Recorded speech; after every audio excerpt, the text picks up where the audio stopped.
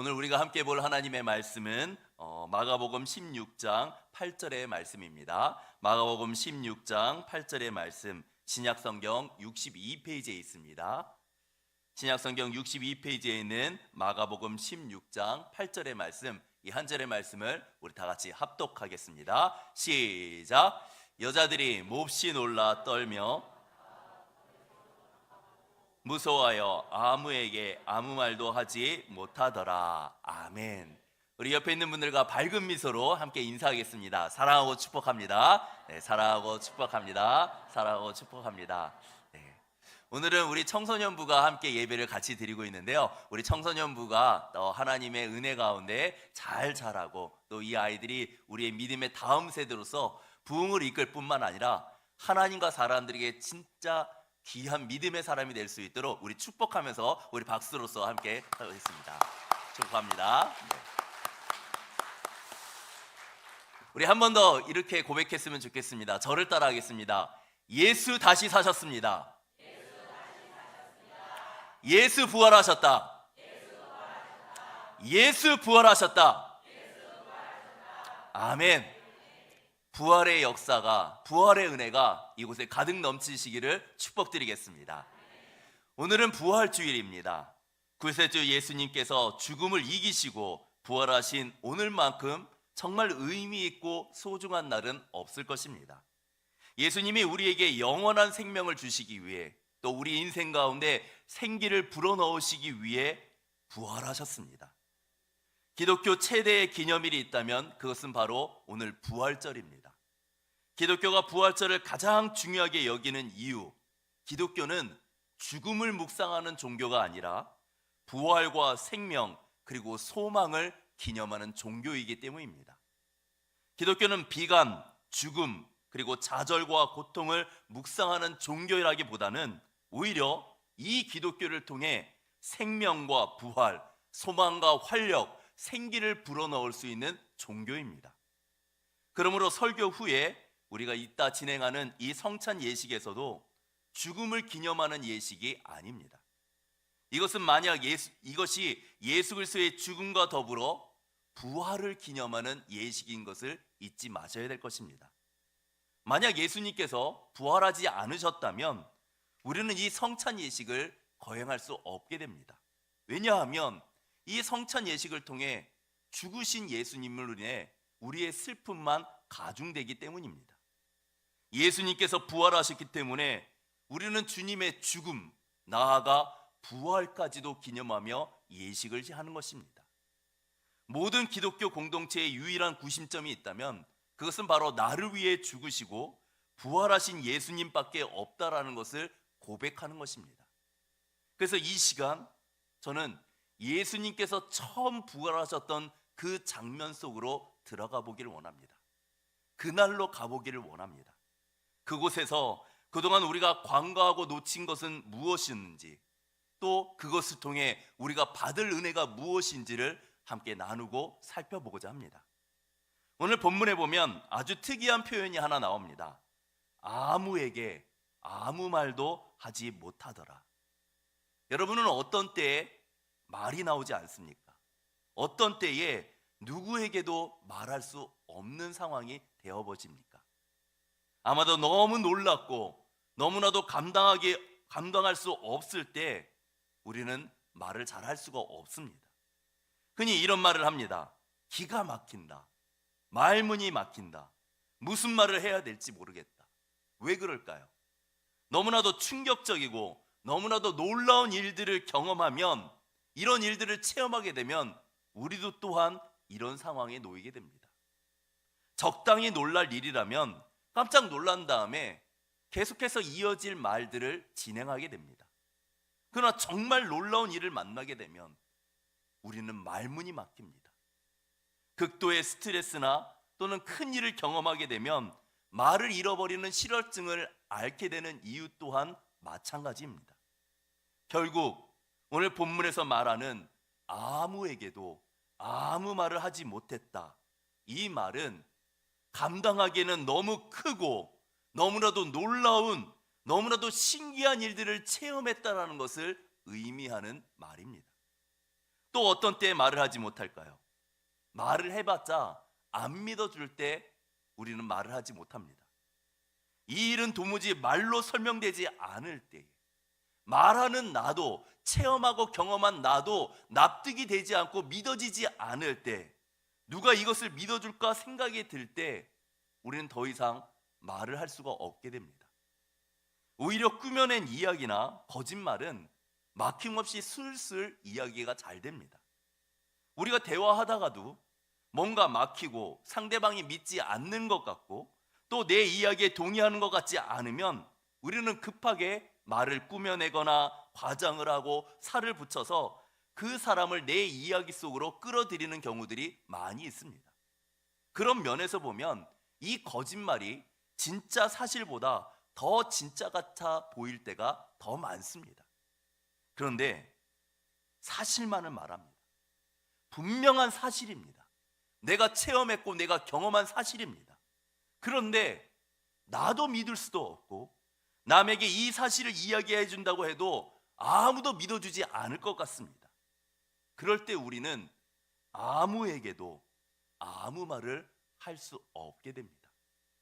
결국 아무에게도 아무 말도 할 수 없다라는 것은 거짓이 없는 진실의 경우를 이야기할 때입니다. 사실만을 얘기할 때 우리는 이런 경우들을 만나게 됩니다.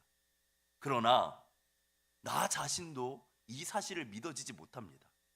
다른 사람한테 말해봤자 허무맹랑한 이야기라고 믿지 못하거나 동의하지 못할 게 뻔합니다.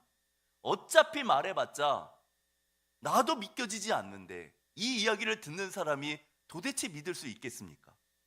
이와 같이 설명할 수 없는, 도저히 믿을 수 없는 이 사실을 목격했을 때, 체험했을 때, 경험했을 때 우리는 감히 그것을 말할 엄두조차 나지 않게 됩니다. 오늘 말씀이 이런 것 같습니다. 아무에게 아무 말도 하지 못하더라. 성경이 왜 이런 표현을 썼을까요? 지금 우리가 생각하고 제가 앞서 말씀드렸던 상황했던 그 모든 상황들이 이런 것을 이야기하고 있습니다. 분명히 직접 보았습니다. 직접 체험했습니다. 직접 경험했습니다. 직접 그 자리에 있었습니다. 그런데 도저히 이해할 수 없습니다. 도저히 납득할 수 없습니다. 도저히 믿겨지지 않습니다. 도저히 상식적인 기준으로 어떻게 이런 일이 일어났는지 받아들일 수가 없는 상황입니다. 무슨 일이 일어났을까요? 죽은 사람이 다시 살아났습니다. 부활하였습니다. 부활의 현장에 최초로 목격한 이 사람들이, 그 부활의 현장에 있었던 그 사람들이 이제껏 살아오면서 이런 사건을, 이런 일들을 경험해 본 적이 없었던 것입니다. 심지어는 상상조차도 해보지 못했습니다. 아니, 어떻게 죽은 사람이 다시 살아날 수 있을까? 잠시 기절했다가 또는 죽은 척 했다가 다시 살아난 정도가 아닙니다. 정말로 완전히 죽었습니다. 그리고 다시 살아났습니다. 영원히 죽지 않는 부활로 다시 살아나셨습니다. 이 일은 인류 역사상 한 번도 있었던 일이 아닙니다. 전무후무한 유일한 일이었습니다. 이렇게 인류 역사에게 전혀 경험해보지 않는 일들을 체험했을 때, 경험했을 때, 목격했을 때 사람들의 반응은 당황합니다. 놀랐습니다. 두렵습니다. 그래서 이들은 말을 잊어버리게 됩니다. 도대체 이 상황을 어떻게 설명해야 될지, 어떻게 말해야 될지, 어떻게 전해야 될지, 어떻게 해야 될지를 모르겠습니다. 그래서 오늘 말씀처럼 아무에게 아무 말도 하지 못하더라. 성경은 이렇게 기록하는 것입니다. 제가 생각하기에는 성경이 이렇게 기록한 가장 큰 이유는 이것이 가장 확실한 부활의 단서이기 때문입니다. 아무에게 아무 말도 하지 못하더라. 이것보다 더 명백하고 더 분명하고 더 확실한 부활의 증거는 없을 것입니다. 부활을 목격한 이들은 예수님의 최측근입니다. 예수님과 동고동락했던 제자들이었습니다. 예수님을 좋아합니다. 예수님을 따르기 위해서 자신의 가족과 직업, 고향, 모든 것들을 다 버리고 오직 예수님만을 따라다녔습니다. 그런 제자들마저도 당황스럽습니다. 놀랍습니다. 두렵습니다. 어찌할 줄 모르는 이 상황만큼 예수님의 부활을 직접적으로 가장 잘 설명해 주는 증거는 없다고 봅니다. 부활의 사건은 예수님을 가장 따르던 그들에게 낯선 일이었지만, 황당한 일이었지만, 어쩌면 오늘날도 여전히 믿기 어려운 것은 마찬가지입니다. 어떻게 사람이 죽었다가 다시 살아날 수 있는가? 어떻게 사람이 부활할 수 있는가? 수많은 기독교 비평가들은 이렇게 비평합니다. 예수의 부활은 제자들에 의해서 조작된 것이다. 그것은 가짜다. 거짓말이다. 이 주장을 하기 위해 이들은 이런 가설을 세웁니다. 죽은 게 아니라 기절했다가 다시 살아난 것이다. 정확히는 깨어난 것이다. 그래서 빈 무덤이 된 것이다. 비평가들의 이야기를 들어보면 공통적으로 말하는 것이 있습니다. 빈 무덤입니다. 무덤이 빈 것은 다 인정을 합니다. 문제는 왜 비어졌는지 이것에 대한 설명들이 다 다릅니다. 예수님이 묻힌 무덤은 우리가 흔히 알고 있는 무덤과는 조금 다릅니다. 동굴 같은 곳에 시신을 두고 그 앞에 입구로 큰 돌을 막아 놓는 것이 이 당시의 무덤 장사하는 방법이었습니다. 그 입구를 막은 큰 돌은 성인 남성 서너 명이 힘을 합쳐야 움직일 수 있는 그렇게 크고 무거운 돌이었습니다. 입구에 막은 돌, 옮기기 쉽지 않았습니다. 그런데 기절했다가 깨어난 사람이, 이제 막 정신을 차린 사람이, 기진맥진한 이 사람이 몇 사람이나 힘을 합쳐야 움직일 수 있는 그 크고 무거운 돌을 옮겨서 그 무덤에서 나왔다? 말이 안 됩니다. 더욱이 예수님은 밤새도록 채찍질을 당했습니다. 매를 맞았습니다. 이 당시의 채찍은 가죽으로만 된 것이 아니었습니다. 로마의 채찍은 그 끝에 금속이나 짐승의 뼈를 달았습니다. 그러한 채찍으로 때리면 이 몸을 휘감으면서 다시금 나올 때 살점을 뜯어갑니다. 살점을 뜯어내는 그 고통스러운 채찍이 바로 이 로마인들, 예수님이 맞았던 채찍이었습니다. 아마 예수님의 등에는 채찍에 맞아 뜯겨진 살점으로 수많은 상처들이 있었을 것입니다. 예수님은 수많은 상처와 구타를 당했습니다. 그렇게 제 몸 하나 가누기 힘든 사람이 어떻게 이 크고 이 무거운 돌을 옮겨서 그 무덤에서 나올 수 있었겠습니까? 예수님께서 십자가에 못 박힐 때에는 이 손바닥이 아니라 이 손목에 못을 박습니다. 이 손목에는 동맥이 지나가고 있습니다. 즉 무슨 말이냐? 십자가에 못을 박는 그 순간 동맥이 끊어진다는 겁니다. 동맥이 끊어지면서 과다한 출혈이 일어나게 됩니다. 이제 좀 있으면 여름이 됩니다. 무더운 여름이 됩니다.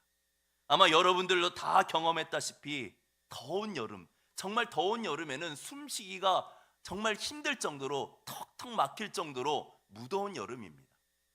하물며 이 중동의 뜨거운 태양열 아래서 벌거벗긴 상황이라면 어떻겠습니까?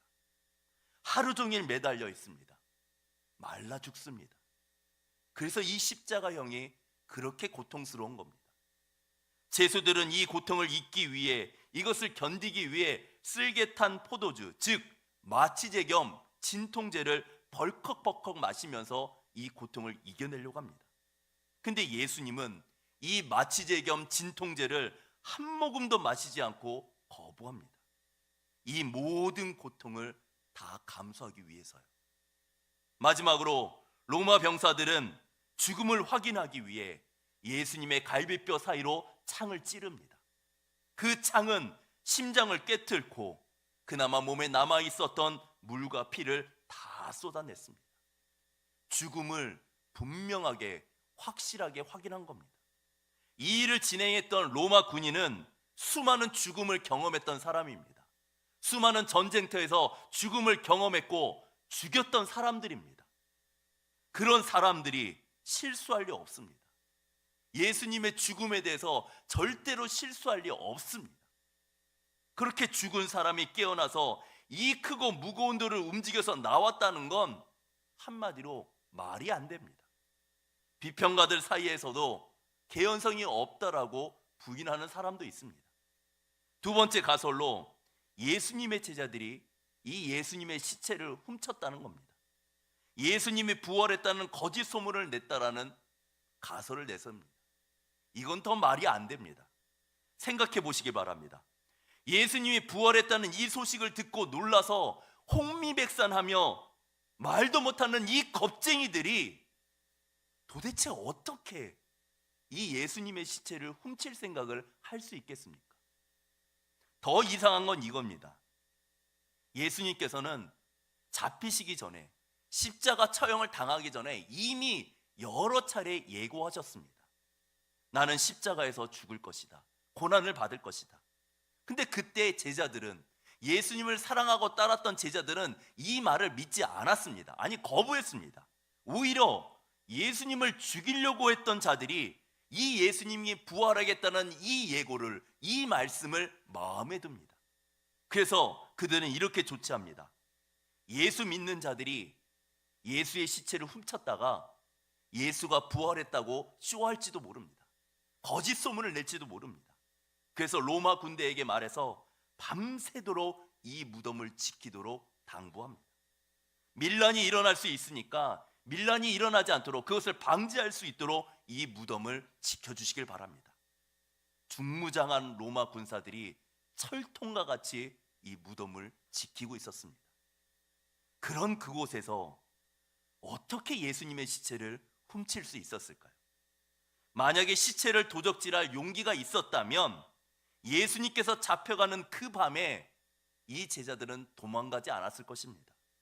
불과 3일 전만 해도 잡혀가는 예수님 앞에서 제 몸 하나 살고자, 제 목숨 부지하고자 발가벗고 도망간 이 겁쟁이들이 3일 만에 무슨 일이 생겨서 그렇게 철저하고 세밀하게 작전을 짜서, 그것도 용기를 내어서 예수님의 시체를 도적질했다? 이건 도대체 말이 되지 않습니다. 당시에 중무장한 로마 군인들이 지키고 있었고, 크고 무거운 돌이 입구를 막고 있는 이 상황을 고려해 본다면 아무리 생각해도, 아무리 고민해도 예수님의 시체를 들고 나온다, 훔친다, 도적질한다, 이거는 말이 안 됩니다. 가장 오랫동안 끈질기게 예수님의 부활에 대한 비평하는 이론이 있습니다. 그것은 뭐냐? 예수의 부활은 없었다. 후대 기독교인들이 만들어낸 신격화된, 신화화된 이야기이다. 기독교인들의 신앙의 삶이 너무나도 힘드니까, 너무 어려우니까, 너무 고통스러우니까 이것을 이겨내려고 예수님은 죽었다가 다시 부활했다, 이 이야기를 신화화 만들어서 사람들에게 소망을 주고 위로하기 위해서 만들어낸 이야기다. 여러분들은 이 비평가들의 말이 정말 설득력 있게 들리십니까? 이러한 비평가들의 주장을 한 번에 깨부수는 것이 바로 오늘 본문의 말씀입니다. 만약 비평가들의 말이 맞으려면 다른 위인전이나 신하들이 그렇듯이 이 신격화할 대상인 예수님이 더 화려하고 더 빈틈없고 더 완벽하게 이 이야기를 구성해야 합니다. 모든 사람들이 반박할 수 없을 만큼 짜임새 있고 개연성 있고 논리적으로 모든 사람들이 추앙할 만큼 위대하고 멋있고 좋은 이야기로 이 이야기를 기록해야 합니다. 그런데 이 복음서의 부활의 이야기는 그저 허둥댑니다. 당황스럽습니다.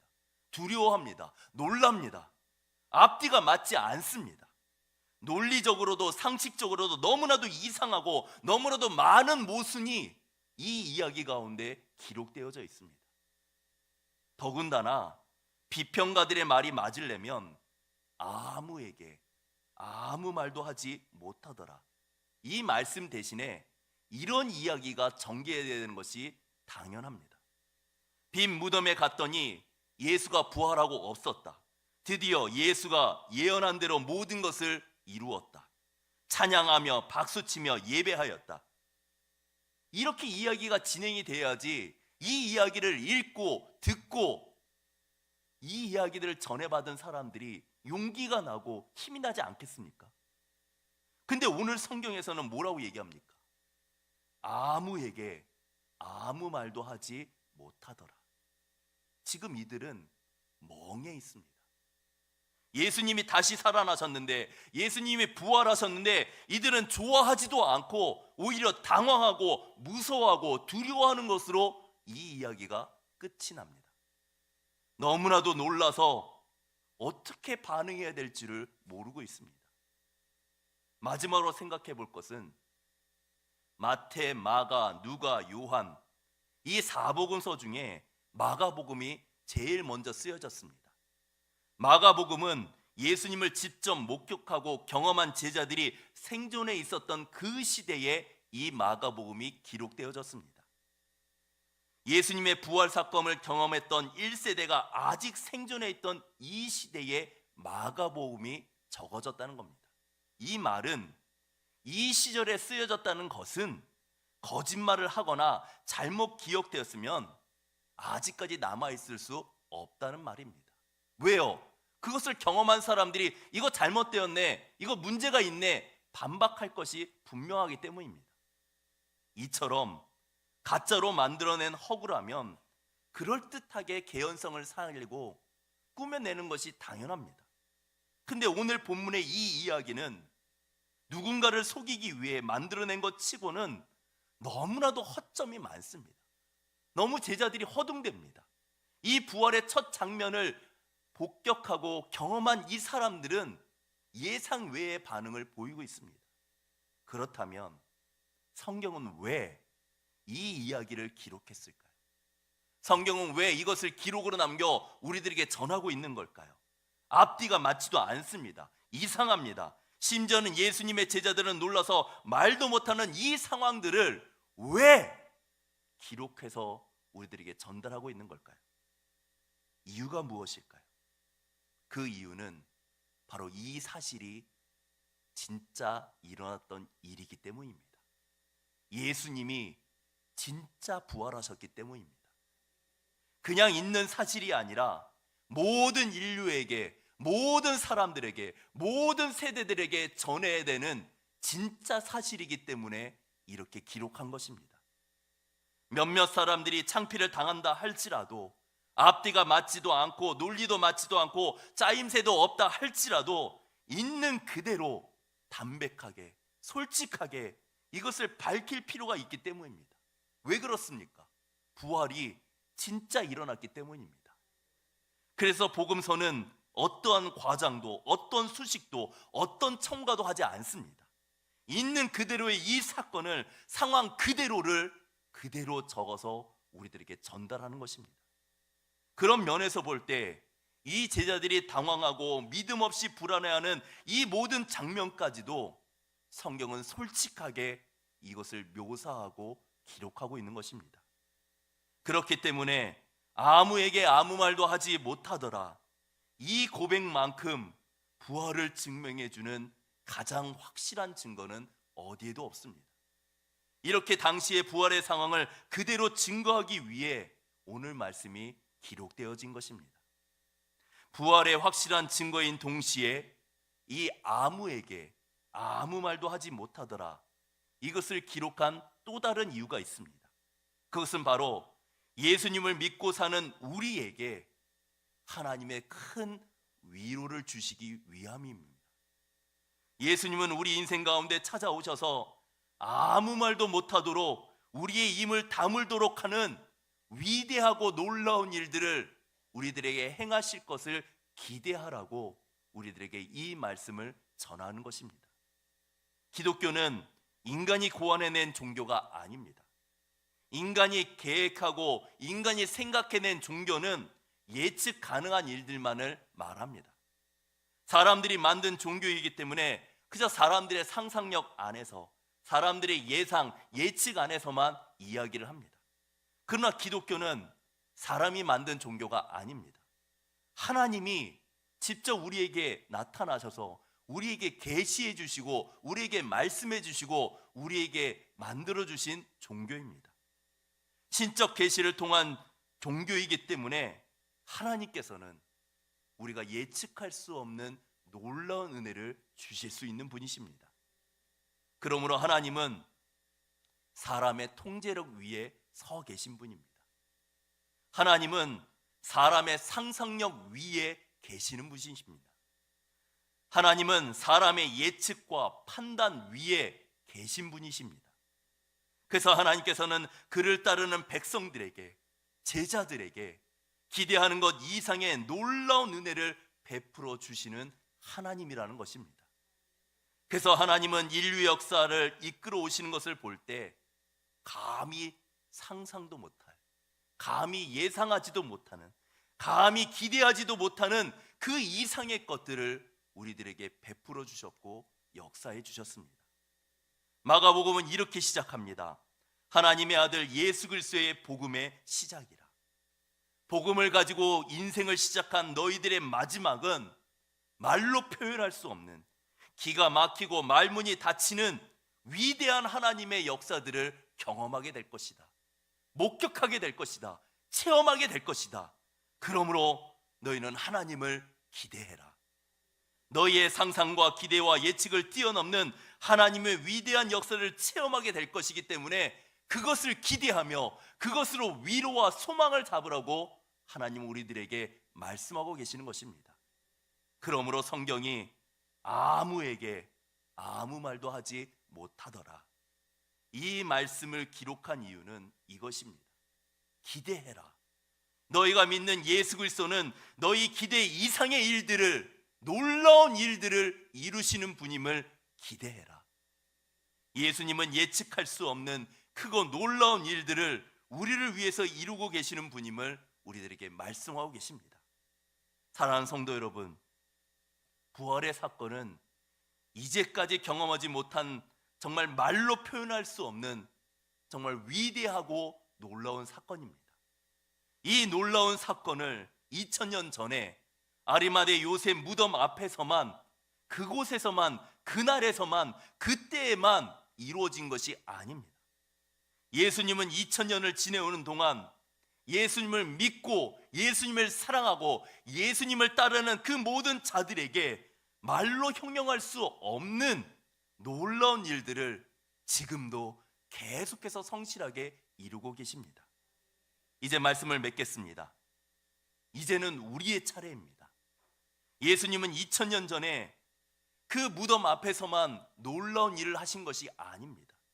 오늘날도 여전히 그분은 살아 역사하셔서 기가 막히고 말로 표현할 수 없는, 설명할 수 없는 그 놀라운 일을, 그 위대한 일을 예수 그리스도를 믿고 전적으로 따라가는 자들에게 보여주고 경험하게 하십니다. 기대하십시오. 바라건대 부활주의를 맞아 부활하신 주님을 예배하는 우리 모두가 다 그 주인공이 되시기를 진심으로 축복드리겠습니다. 우리 시간 함께 기도하도록 하겠습니다. 기도하는 동안 우리 장로님들은 우리 성찬을 준비해 주시길 바랍니다. 사랑이 많으신 하나님, 감사합니다. 주님은 우리의 상상과 기대와 예측을 뛰어넘으신 분이십니다. 우리 인생에 놀랍고 말로 형용할 수 없는, 설명할 수 없는 크고 비밀한 일을 이루어 주심을 믿습니다. 예수님의 부활은 과거의 사건이 아니라 오늘날도 죽은 자를 부활시키는 그 능력으로 죽은 심령을 다시 살리시고 낙심된 심령에 소망을 주시고 패배주의에 빠져있는 우리에게 승리의 영광을 안겨주시는 분이심을 믿습니다. 하나님 아버지, 크고 놀라워 아무에게 아무 말도 할 수 없는 그 위대하고 놀라운 일을 경험하며 살 수 있도록 우리와 함께